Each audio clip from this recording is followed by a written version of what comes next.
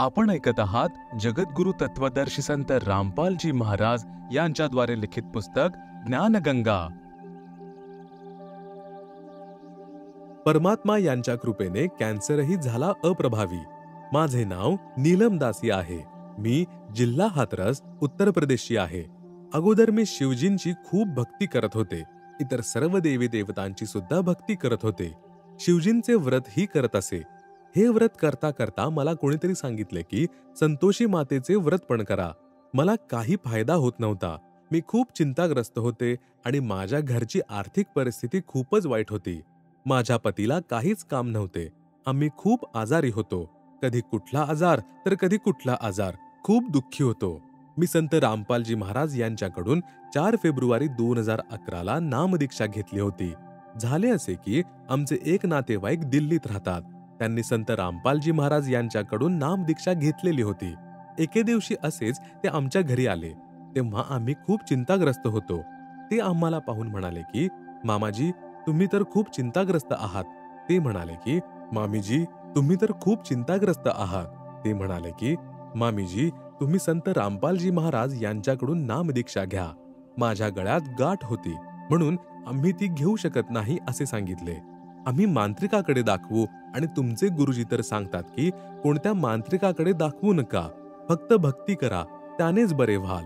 तर ते म्हणाले की मामाजी, तुम्ही सत्संग ऐका आणि मामींचा त्रास दूर होईल, तुमच्या घरातील समस्याही दूर होईल। मग त्याने सृष्टी रचनेचे वर्णन केले, तेव्हा मला काहीच समजले नाही। माझ्या पतीला समजले आणि म्हणाले की जे गुरुजी सांगत आहेत ते बरोबर सांगत आहेत। आम्ही म्हणालो की अगोदर सत्संग ऐकू आणि मग गुरुजींच्या आश्रमात जाऊ। नंतर आम्ही टीव्हीवर संत रामपालजी महाराज यांचा सत्संग ऐकला। आम्ही सत्संग ऐकत राहिलो आणि असेच 10-15 दिवस सत्संग ऐकला। सत्संग ऐकताना आमच्यात आतून अशी प्रेरणा झाली की आम्ही जर संत रामपालजी महाराज यांच्या शरणात गेलो तर आमच्या अडचणी दूर होतील। त्या दिवसापासून आम्ही दृढ निश्चय केला की प्रथम आपण संत रामपालजी महाराज यांच्या शरणी जायचे, तेव्हा तेच आपले कल्याण करतील। नंतर आम्ही आपल्या भाच्याला फोन केला तर तो म्हणाला की मामाजी, तुम्ही दिल्लीत या, मी आपणास घेऊन जाईन। मग त्याने आम्हाला आश्रमात नेले आणि आम्ही संत रामपालजी महाराज यांच्याकडून नामदीक्षा घेतली। संत रामपालजी महाराज यांच्याकडून नामदीक्षा घेतल्यानंतर मला खूप फायदे झाले। पूर्वी माझी आर्थिक स्थिती इतकी बिकट होती की मी काहीही खरेदी करण्यापूर्वी 4 वेळा विचार करायचे। माझ्या भगतजींना काही काम नव्हते, त्यामुळे आम्ही खूप काळजीत होतो। एक दिवस आम्ही खूप दुःखी होतो घरात, तेव्हा संत रामपालजी महाराज यांनी आम्हाला घरीच दर्शन दिले। मला दर्शन देऊन त्यांनी असं समजावले, मला माहित आहे की मला कोणी असे समजावून सांगितले नसेल। माझी आई, माझ्या कुटुंबातील कोणीही अशा प्रकारे समजावून सांगितले नाही। ते मला समजावून गेले की बेटा, भक्ती कर, सर्व काही ठीक होईल, काळजी करू नकोस। त्यानंतर 15 दिवसानंतर गुजरातहून फोन आला की माझ्या पतीला तिथे नोकरी मिळाली आहे। तेव्हा माझे पती तिथे कामावर गेले। तिथून आल्यानंतर आमची आर्थिक परिस्थिती चांगली झाली आणि आम्ही चांगले राहू लागलो। दुसरा फायदा असा झाला की माझ्या गळ्यात गाठ होती। मी त्या गाठीने खूप त्रस्त होते। माझ्या परमात्म्यांच्या कृपेने ती गाठ देखील बरी झाली। मी अनेक डॉक्टरांनाही दाखवले होते, पण त्याने उपयोग झाला नाही। जेव्हा आम्ही संत रामपालजी महाराज यांच्याकडून नामदीक्षा घेतली तेव्हा माझ्या गळ्यातील गाठ बरी झाली। तिसरा फायदा असा झाला की एकदा आमच्या घरात सिलेंडरला आग लागली होती। आग इतकी भडकली होती की आम्ही विझवत होतो आणि शेजारीही ती विझवत होते। आम्ही खूप प्रयत्न करत राहिलो तरीही ती आग विझली नाही। नंतर अचानक माझ्या पतीने तो सिलेंडर उचलून बाहेर फेकून दिला। बाहेर फेकून आले असता त्यात एवढी धोकादायक आग लागली होती की जवळच पोलीस स्टेशन आहे। पोलीस ठाण्यातून एक गाडी आली आणि त्यांनी अग्निशमन दलाची गाडी बोलावली। मग तिने ती आग विझवली। तब्बल 1.5 तासापर्यंत सिलेंडर पेटत राहिला, पण संत रामपालजी महाराज यांनी एवढी दया केली की त्या दिवशी जर सिलेंडरचा स्फोट झाला असता तर माझे कुटुंब तर गेले असतेच, त्याबरोबरच संपूर्ण वस्तीही गेली असती, सर्वनाश झाला असता। मग संध्याकाळी संत रामपालजी महाराज यांनी माझ्या पतीला दर्शन दिले आणि म्हणाले की बेटा, काहीही झाले नाही, सर्व काही ठीक आहे, परमात्म्यांची भक्ती कर, परमात्मा दया करतील। माझ्या पतीने सांगितले की गुरुजींनी दर्शन दिले आहे। मी म्हणाले की ते तर परमात्मा आहेत, संत रामपालजी महाराजजी काहीही करू शकतात. त्यानंतर आमची ती समस्या दूर झाली. माझे बाबा म्हणजे सासरे आहेत. त्यांचे वय 80 ते 85 वर्षे आहे.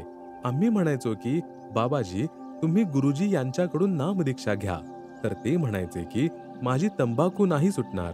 आम्ही म्हणायचो की सुटून जाईल. तुम्ही संत रामपालजी महाराज यांच्याकडून नाम तर घ्या. तेव्हा ते टाळत असत. एके दिवशी त्यांना अर्धांगवायूसारखी तक्रार झाली. त्यांच्या मानेवर उष्णतेचा रोग झाला होता आणि मोठमोठे फोड झाले. मी म्हणाले, बाबा आता तरी स्वीकार करा.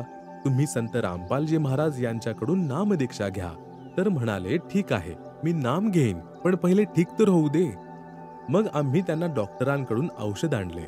त्यामुळे त्यांना थोडा आराम मिळाला. आम्ही त्यांना सांगितले की गुरुजींकडून नामदीक्षा घ्या. तर म्हणाले की नाही, माझी तंबाखू सुटणार नाही. आम्ही म्हणालो, सुटेल, तुम्ही घ्या तर. त्यानंतर त्यांनी नामदीक्षा घेतली. 10 ते 15 दिवस डॉक्टरांचे औषध घेतले. गुरुजींचे अमृत जल सेवन केले. तेव्हा ते पूर्णपणे बरे झाले. त्याच्या 2 वर्षांनंतर त्यांना आणखी एक समस्या आली. त्यांच्या नाकावर बऱ्याच दिवसांपासून एक फोड होता. ते सांगत की जेव्हापासून त्यांना समजायला लागले तेव्हापासून होता. आता त्यात समस्या आणखी वाढली आहे. त्यातून पाणी, रक्त निघत असायचे. त्यांनी नंतर आम्हाला दाखवले की यातून रक्त येते. मला कुठेतरी दाखवा. मी म्हणाले, दाखवते चला. मग मी हाथरसमध्ये दाखवायला घेऊन गेले. त्यांच्या चाचण्या करून घेतल्या. त्या डॉक्टरांनी तर नकार दिला की मी नाही पाहणार, तुम्ही हाथरसमध्ये घेऊन जा. मी दुसऱ्या ठिकाणी घेऊन गेले. तेव्हा ते म्हणाले की त्यांना काहीही होऊ शकते, कर्करोग इत्यादी देखील असू शकतो. ते म्हणाले यांचे चेकअप होईल. तर मी म्हणाले, ठीक आहे, करा चेक. त्यांनी 8 दिवसांनी रिपोर्ट दिला. मग रिपोर्ट घेऊन आल्यावर त्यांनी माझ्या सासऱ्यांनाच सांगितले की बाबा, तुम्हाला कॅन्सर आहे. ते ऐकून ते घाबरले. आम्ही म्हणालो की बाबाजी, आपण संत रामपालजी महाराज यांच्या शरणी आहात. तुम्हाला काहीही होणार नाही, घाबरू नका. ते म्हणाले, हो, मी ठीक आहे, मला काहीही होणार नाही. ते बाहेरून तर सामान्य होते, पण आतल्या आत भयभीत होत होते. 8 दिवसानंतर त्यांची तब्येत एवढी खालावली की ते चालण्या फिरण्या लायकही राहिले नाहीत. त्यांचे सर्व मलमूत्र विसर्जन बिछाण्यावरच होत होते. मग आम्ही त्यांना कोसीला रुग्णालयात नेले. त्यानंतर त्यांना रुग्णालयातील अतिदक्षता विभाग म्हणजे ICU मध्ये दाखल करण्यात आले. आम्ही म्हणालो की गुरुजी, संत रामपालजी महाराजांना प्रार्थना करूयात. मग आम्ही संत रामपालजी महाराजांना प्रार्थना लावली. तेथून उत्तर आले की बेटा, ठीक होशील, भक्ती करा, परमात्मा दया करतील. मग त्याच दिवशी मी डॉक्टरांना सांगितले की डॉक्टर साहेब, आमची सुट्टी करा. तर ते म्हणाले की हे या स्थितीत नाही आहेत की जेणेकरून यांना येथून सोडले जावे. मी म्हणाले, नाही, तुम्ही यांना सुट्टी द्या, आम्ही यांना घरी घेऊन जाऊ. तेव्हा ते नाही म्हणाले. आम्ही अधिक आग्रह धरल्यावर त्यांनी अतिदक्षता विभाग म्हणजे ICU मधून काढून त्यांना बाहेर ठेवण्यात आले. तेथे त्यांना 1 दिवस ठेवण्यात आले. ते म्हणाले की त्यांना घरी नेऊ नका, त्यांना काहीही होऊ शकते.